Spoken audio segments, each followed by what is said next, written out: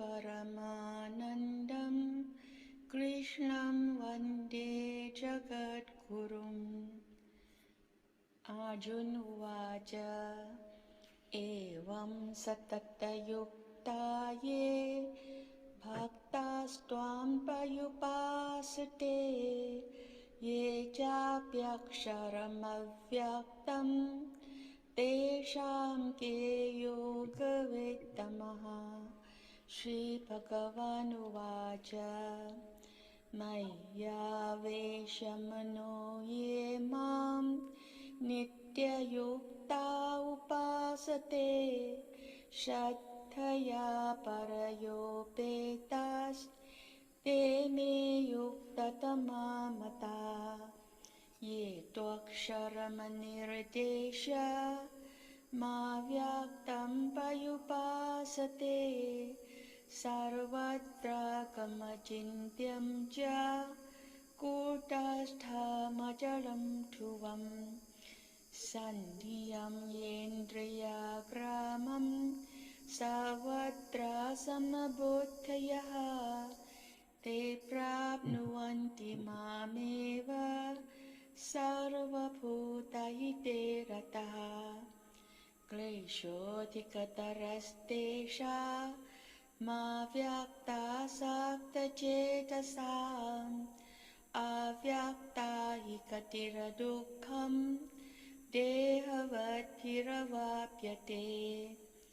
ये तु सर्वाणि कर्माणि मयि सन्न्यस्य मत्परः अनन्येनैव योगेन मां ध्यायन्त उपासते तेषामहं समुद्धर्ता मृत्युसंसारसागरात् भवामि न चिरात् Partha मय्यावेशितचेतसाम्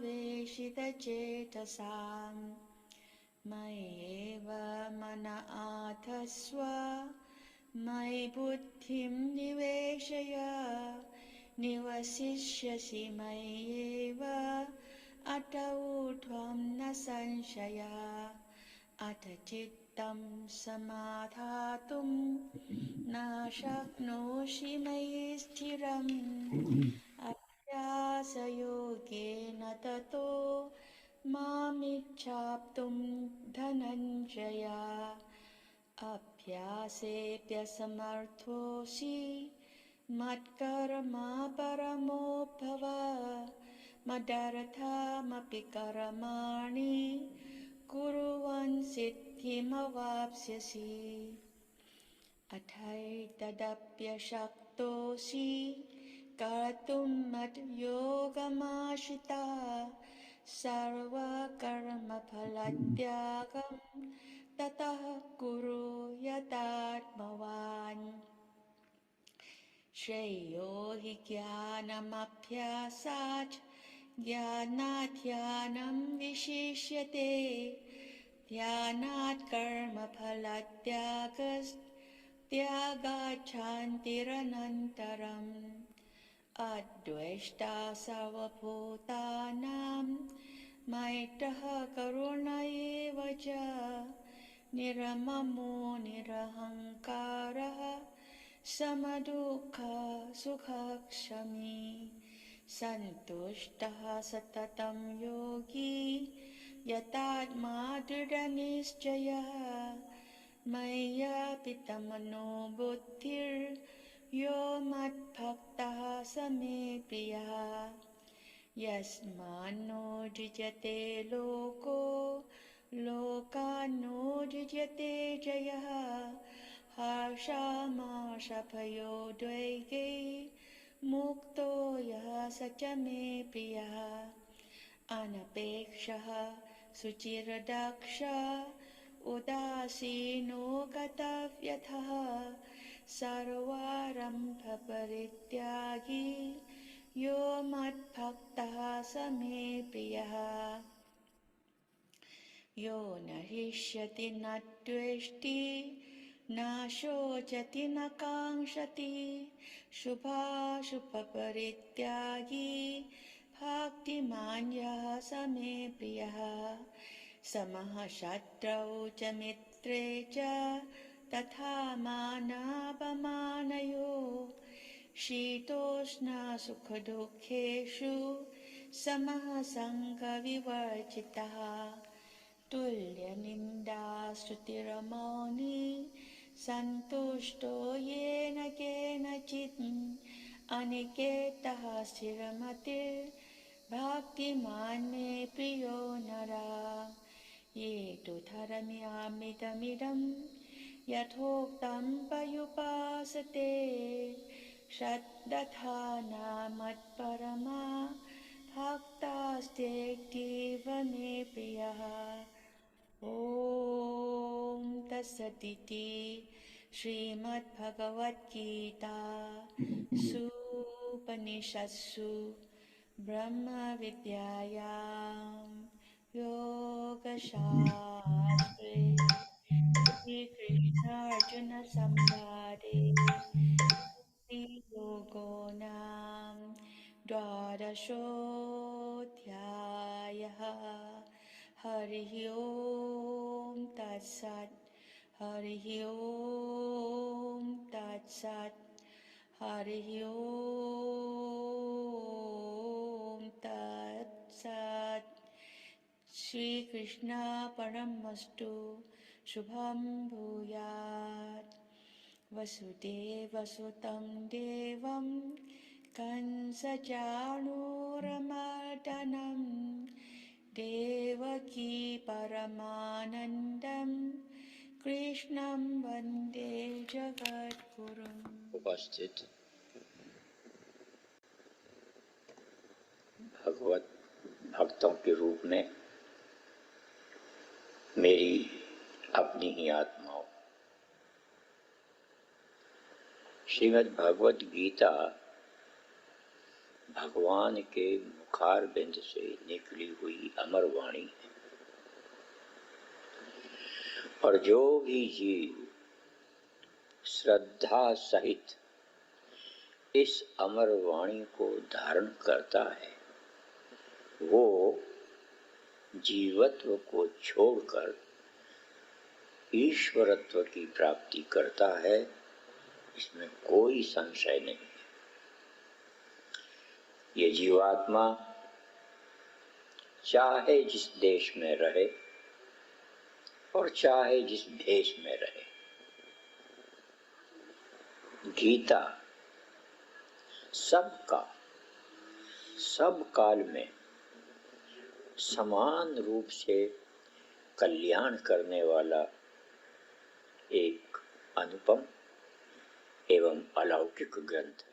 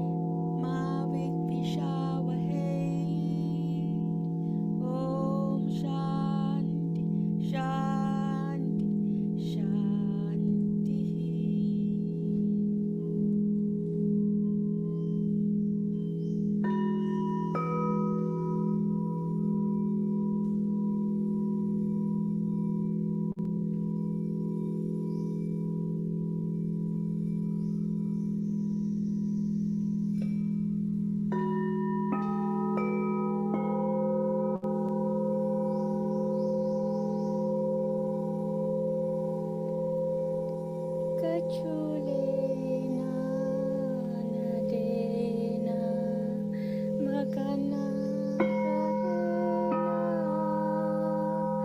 Kachulena nadena magana rahena Panjatat twaka banabijara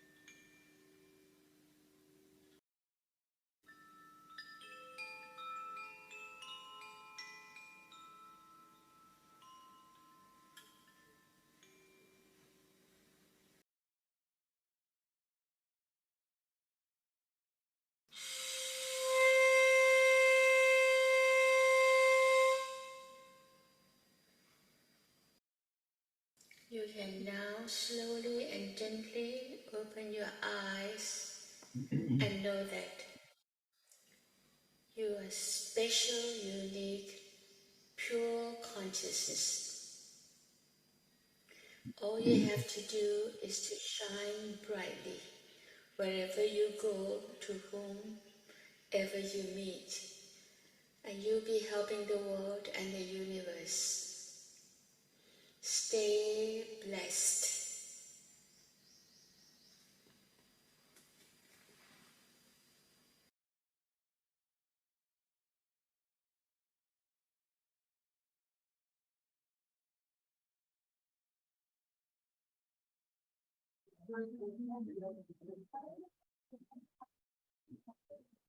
Amonji.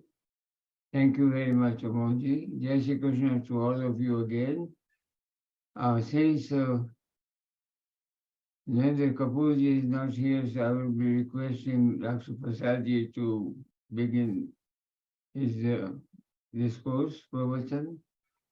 But before that, I want to request all of you, and please spread the word, that conference preparation is going very well in Minnesota, Minneapolis. I will be sending you the registration form, the link of it. It's very simple, so please fill it out and send it. And those out of the state, out of town, don't have to pay, but please do register for the Zoom connection information. So please send the registration as soon as possible. I'll make sure that I mail it to all of you within a day or so. With that, I request Dr. Prasadji to please take the screen, and we are eagerly waiting for your discourse. Jai Shri Krishna. Jai Shri Krishna. I'm sorry, I want to share the screen. It's all right? Yes, yes. Okay, thank you.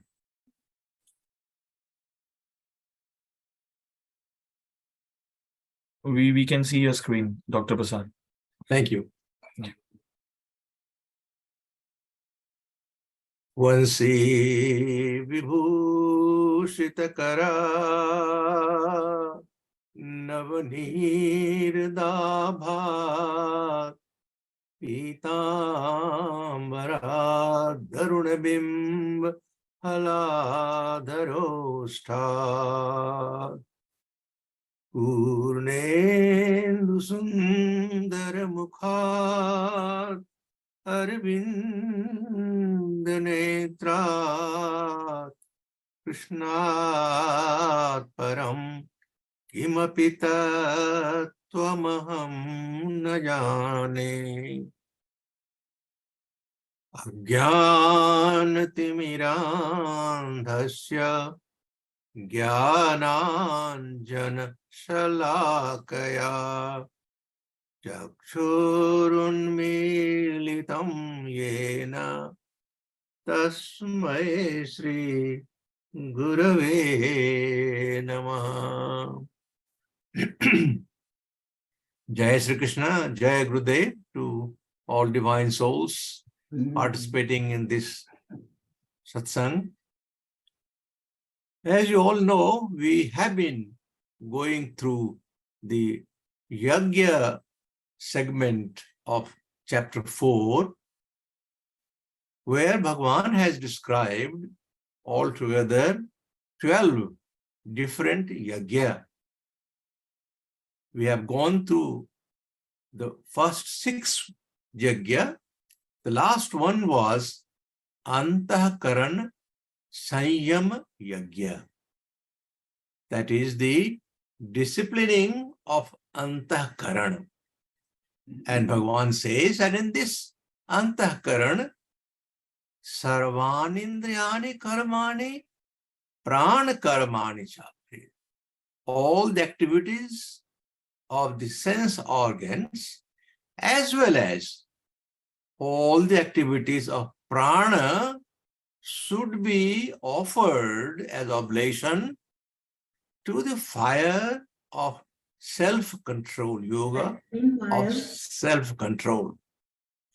Now this Atma Sanyam yoga, antahkaran sanjam is very important in the sense that it is this antahkaran about which we have discussed several times before, that we get the reflection of that from Brahma or Supreme Consciousness as a reflection in our body.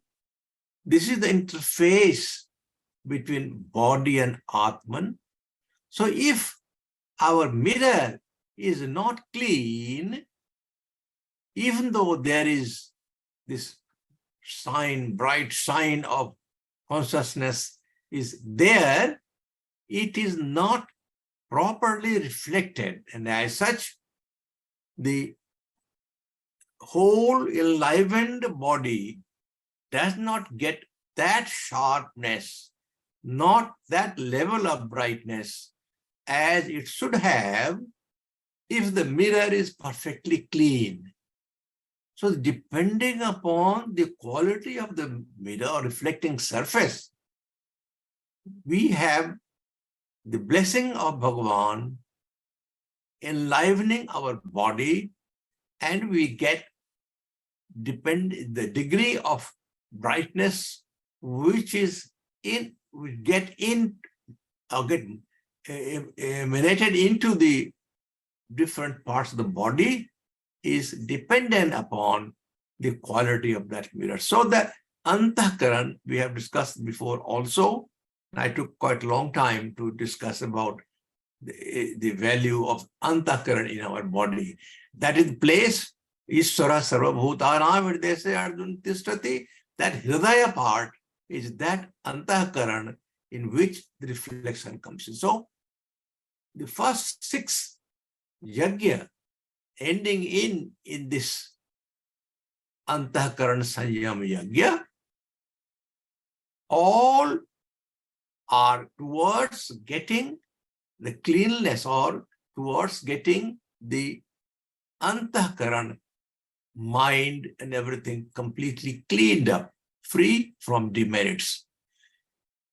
Now we did explain earlier also that all these yajna, first it talks about getting the sense objects away from contact with the sense organ. So if there is a disconnection between the sense objects outside in the world to the sensory organ, we have achieved a lot. So effort of every sadhaka should be to get away from this contact. We should not allow the sensory object to have contact with the sensory organ. That's one step. Bhagavan also told us how to get our sensory organs in such a way that even though there is attack of these sense objects on the sensory organ is adept enough to repel the impact and remain steady and do not disturb the mind. Again, Lord talked about mind, how to get the mind into fully control, in which even though the sensory organs getting attack from the outside by sense objects, even though they try to disturb the mind, mind remains still. Mind does not get disturbed.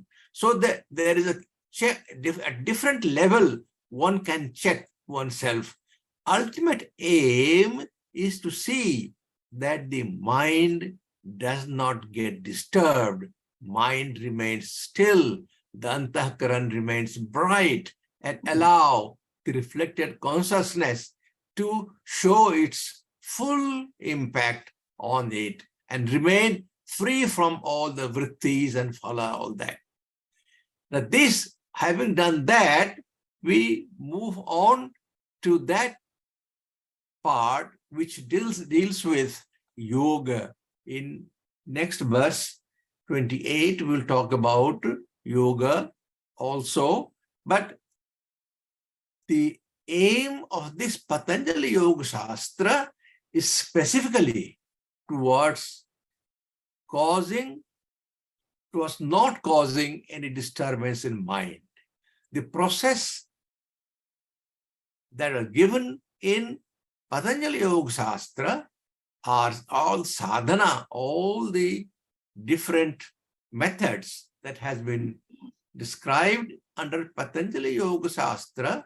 They have one aim, one aim is to fulfill that, not allow the mind to get disturbed. That is called Yoga Chitta Vritti Nirodha.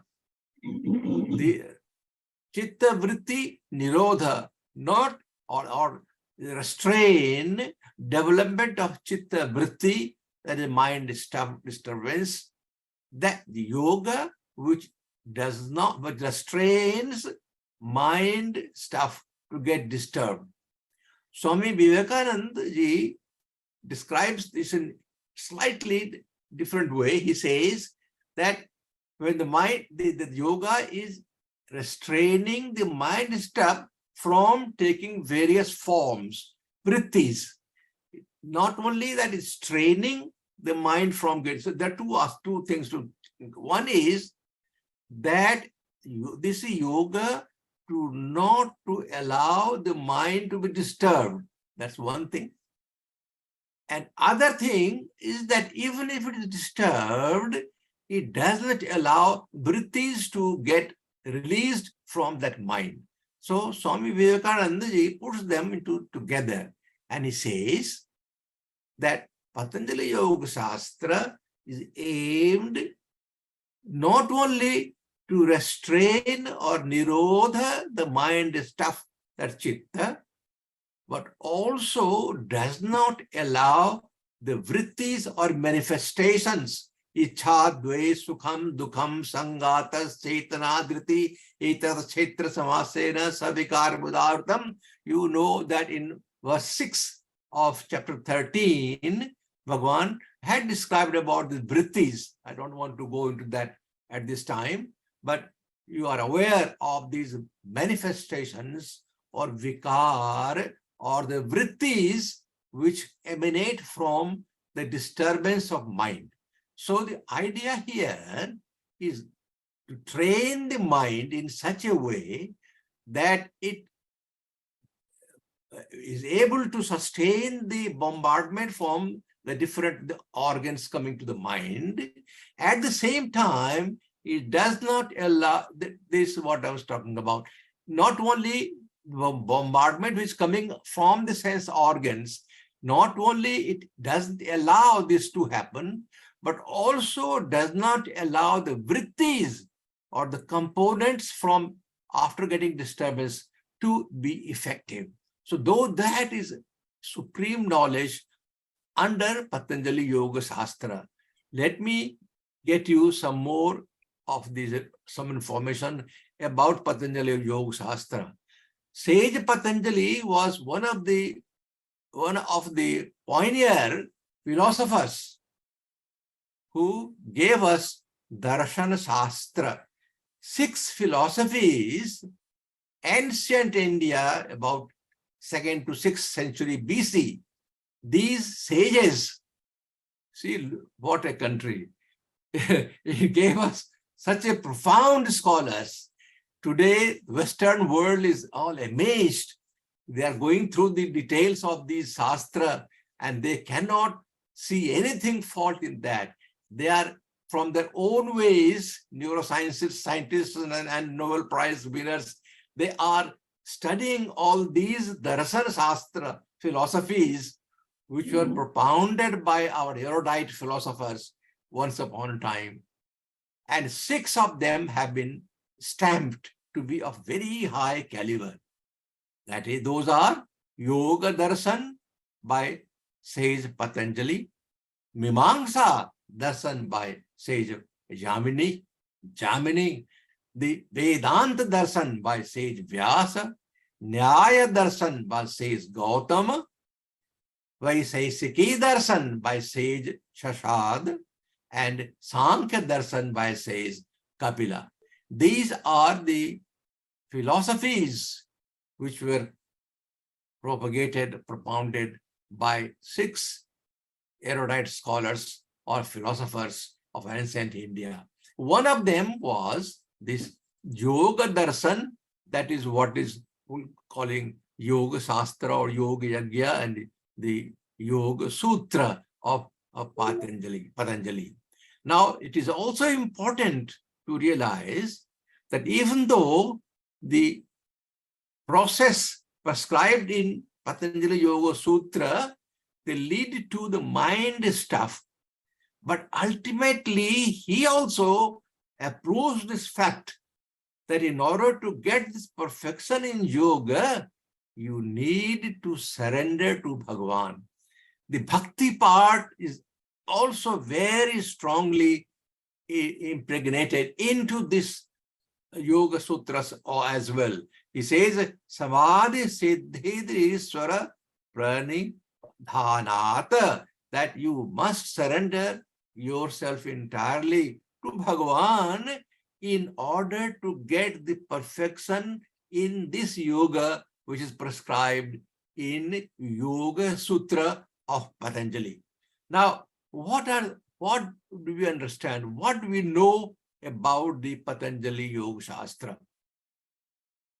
Now, we all have learned about the Ashtanga Yoga of Patanjali.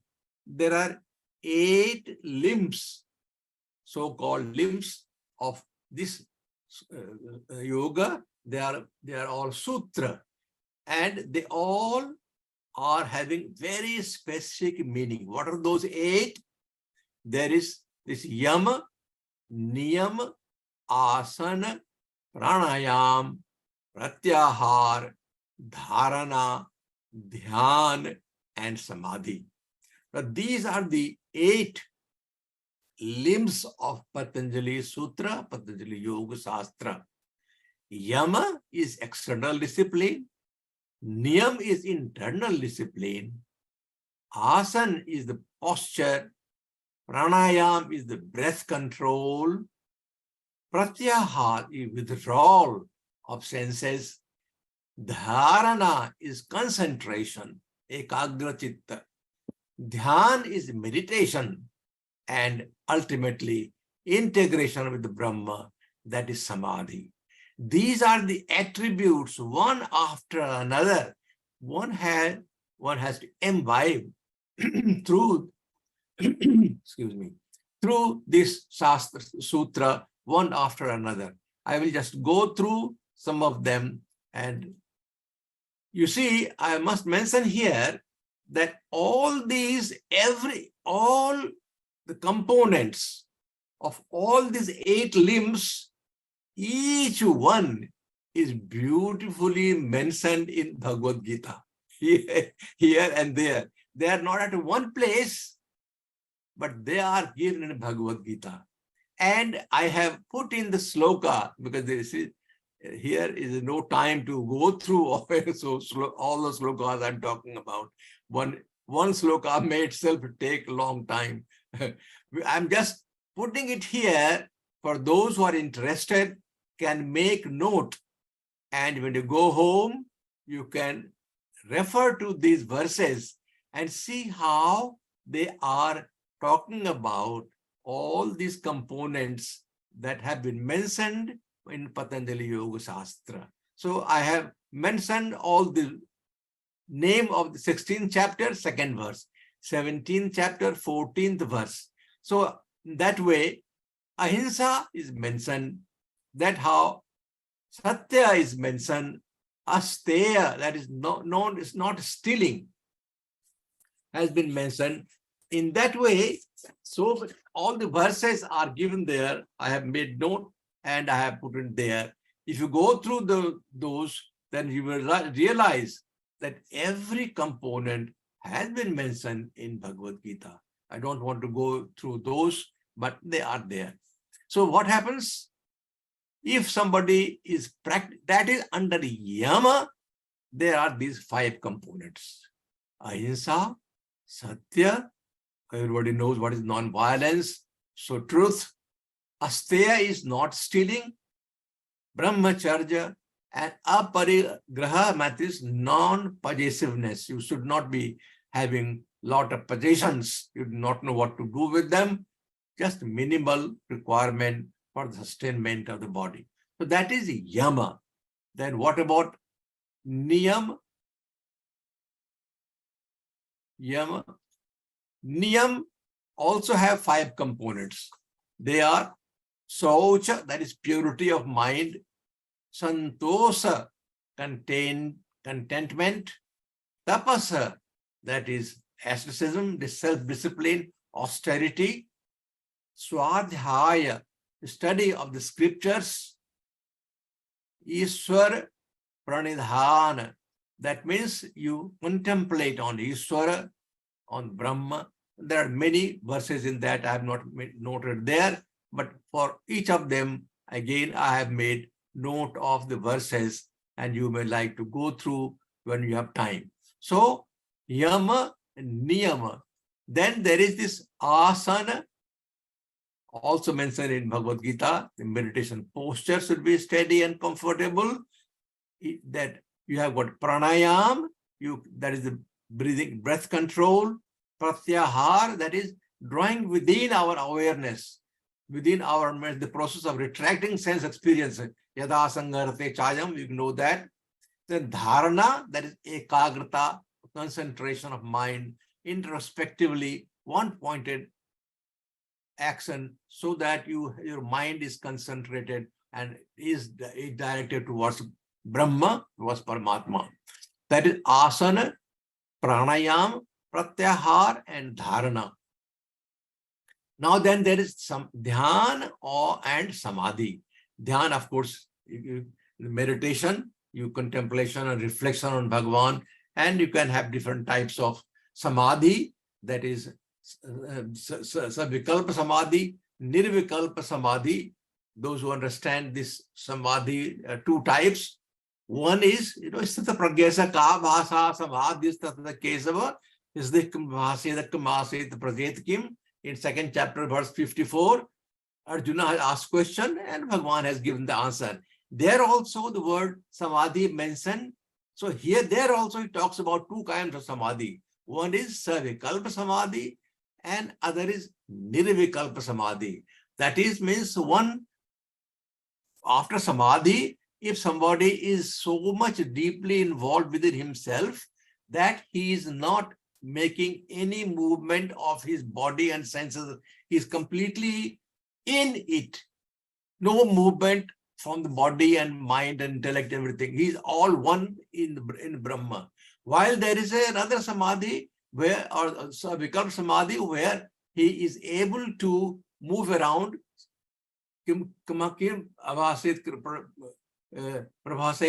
that how he walks about all these things. That means he is performing action for the welfare of mankind. He is doing all services for the mankind. He is not just sitting and doing in meditation and in one place. So these are the 2 different kinds of samadhi, which those who have reached that stage will experience this. I just want to share one experience of mine, just for a moment. I had experienced something which I want to share, and I'm sure most of you would have shared some moment like that. It so happened that in 1978, I was on 6 months sabbatical leave,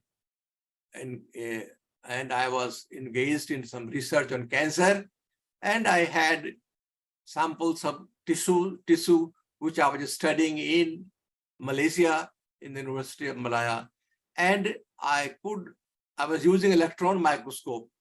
While using electron microscope, I could go to about 45,000, 50,000 magnification.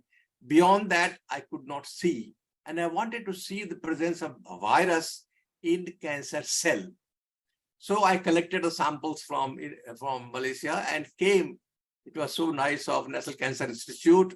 at Bethesda to grant me that opportunity to be appointed as a research scientist at the National Cancer Institute. So I was there and I took my samples from there, and after sectioning them, I put them. So there was a huge electron microscope which could go up to 200,000 magnification. And I was trying to see whether the presence of virus in my tissue or not.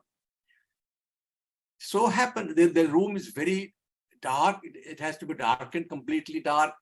And there is a huge electron microscope and a high table. I was sitting, and every day I was examining the cells. There is just a screen there where I could see the on the picture. So it so happened, after an hour or two, I did not know where I was. I just completely lost myself. I was so deeply involved in the study or the looking at the cell. I wanted to see the virus, and I knew what to see, and I was trying to capture that in the frame. So I got totally lost, so much so that I did not know where I was. For maybe about within 30, 40 seconds, I was lost in such a way that I did not know where I was. I couldn't see anything here and there, and I really got lost. And this is what this thing is. So what happened? Then I put my foot down. Suddenly, I found the floor is there. So when I got the floor, then I started to orientate myself. What I'm trying to say, that this is the situation, I suppose, when the description about samadhi is given, that when meditating on an object, only the object of awareness is present, and the awareness that one is meditating disappears. You see, that the person who is meditating, he is lost. What is present there is the object of awareness. In that case, I was trying to look at the virus, and the other case, one who is really in samadhi, in meditation, he has the Bhagwan in his mind, in his mind.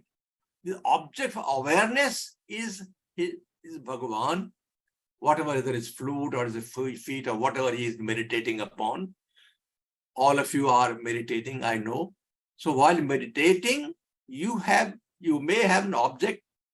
I don't know what is your object, but people do try to concentrate on an object. So when that thing happens, that you lose your awareness, and what you have got is only that object of awareness. That is Bhagavan. This is called samadhi. This is the state, of course, what I experienced was less than a minute, while somebody else would have entire life becomes samadhi yukta. That is the samadhi of having awareness, or awareness of full consciousness he has got in the state of full consciousness.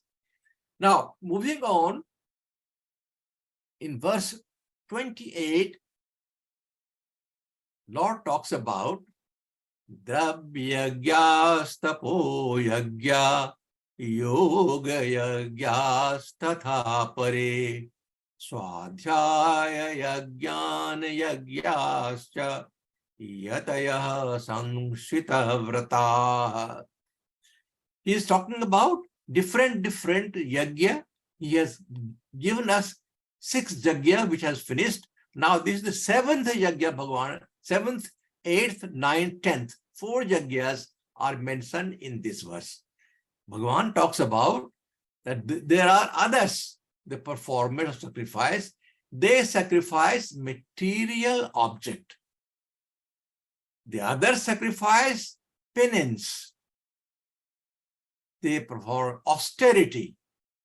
Then others, they perform various kinds of yoga, which they practice and that they offer. Others, swadhyaya jnana, that means after gained knowledge through study of scriptures, they offer that to Bhagavan. So, depending upon the ability of the individual sadhaka and his direction or his attitude or his aptitude or his ability to offer, somebody may have material to offer, he is offering the material objects. Somebody is performing penance, austerity, he offers that. Somebody is able to perform various yoga, he offers that. While others, they are able to sacrifice the knowledge which they have gained through study of scriptures, and that they offer to Bhagavan as a offering to him. That is yours, I am offering to you. Even though I am having material with me, this is not mine. I am offering that to you. Even as I am doing penance, but that whatever I am trying to gain from that, I am offering that to you. That way, there are 4 yajna Bhagavan mentions here. You remember, I had mentioned earlier that the first 6 yajna are for the purification of mind, Chitta Suddhi.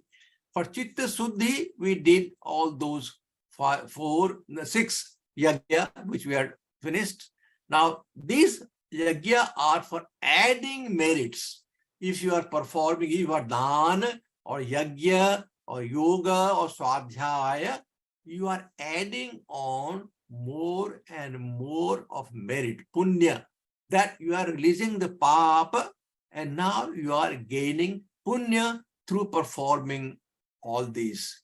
Because if you have those who are performing swadhyaya, this is very important for any sadhaka to know as to what he is doing, what is the path he is following.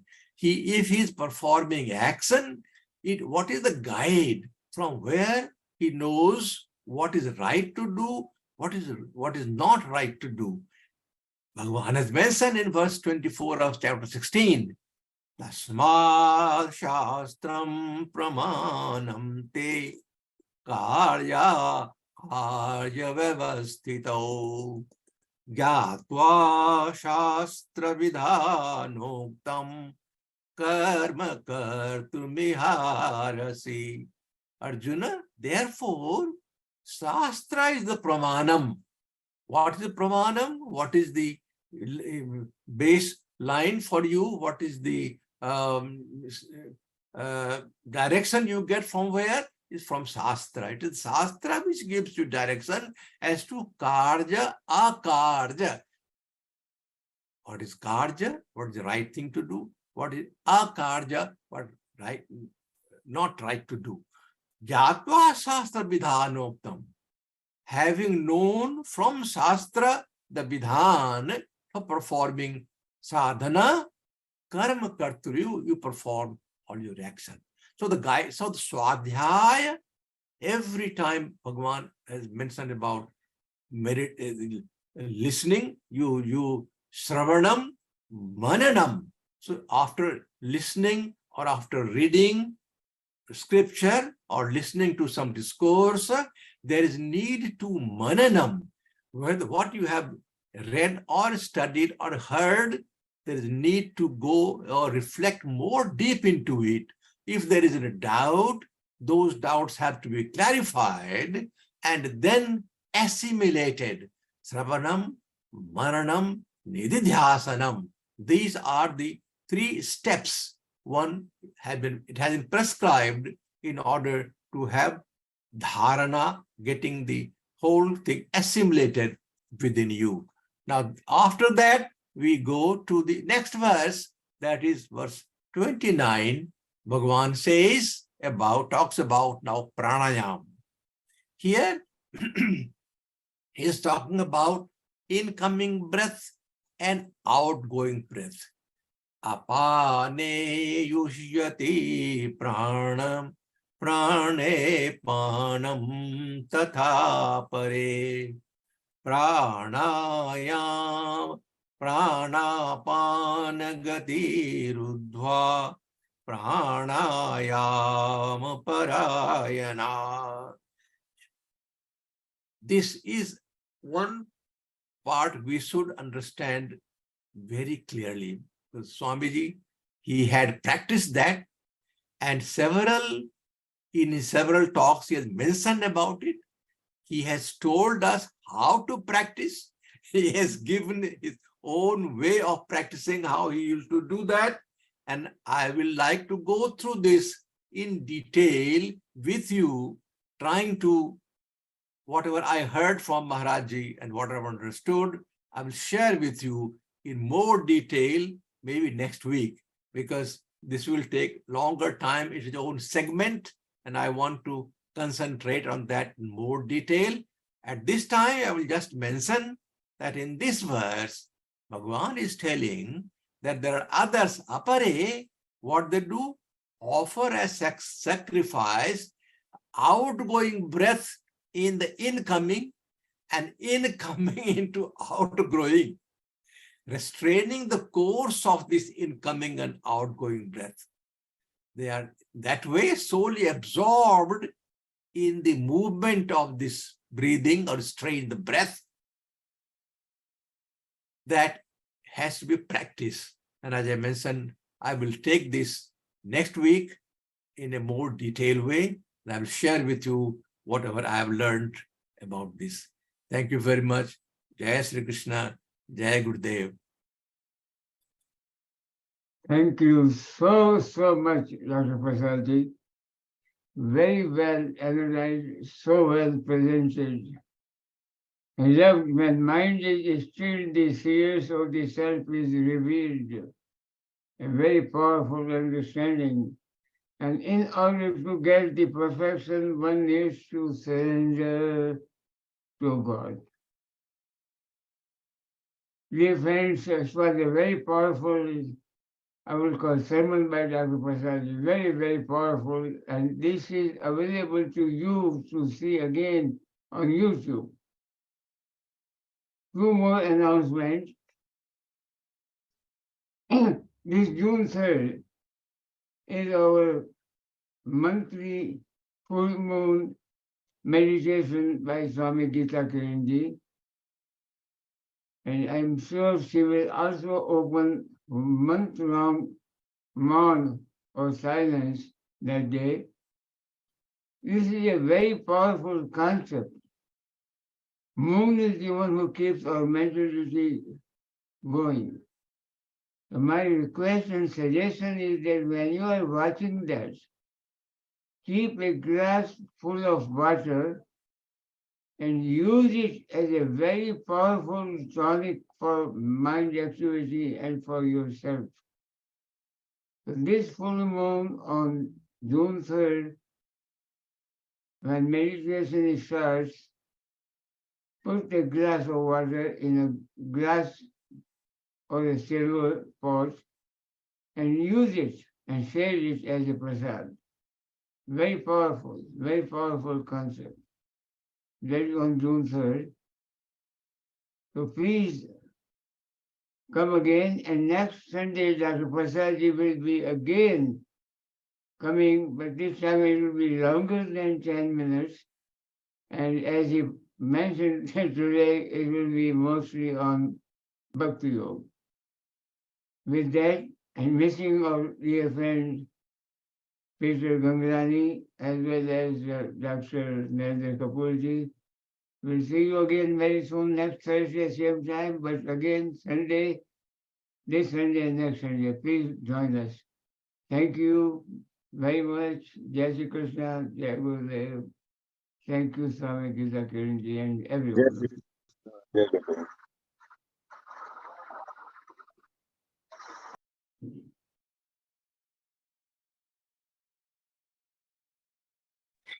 Jai Shri Krishna to everyone. Thank you, Joshi. Thank you, Habachan. Sawadee krap.